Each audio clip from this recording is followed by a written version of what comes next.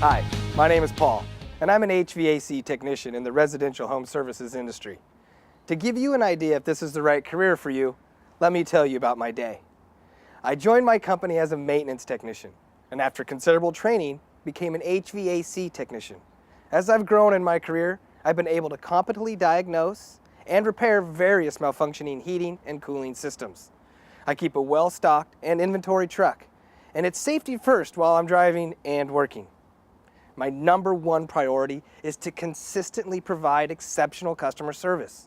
I ask my customers what I call lifestyle questions. I want to know how customers experience their heating and cooling systems. Is it dry in their homes? Do they have allergies? Are there temperature fluctuations? I communicate clearly and present options so that customers can make an informed and confident buying decision. It is a privilege that our customers invite me into their homes to do work. That's something I never forget. Success starts with me. I work hard to create lifelong customers who refer our company to friends and family. I know my work makes a difference. I'm also surrounded by awesome people.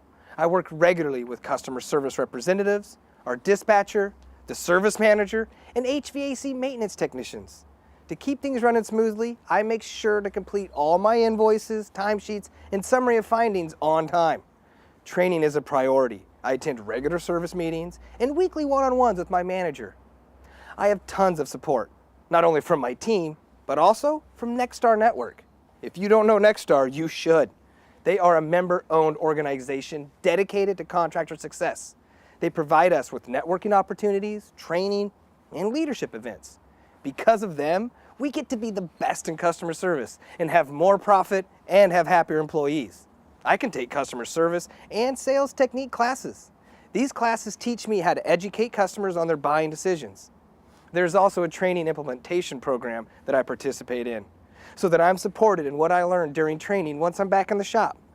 I'm all the better because of this training, and so is my company.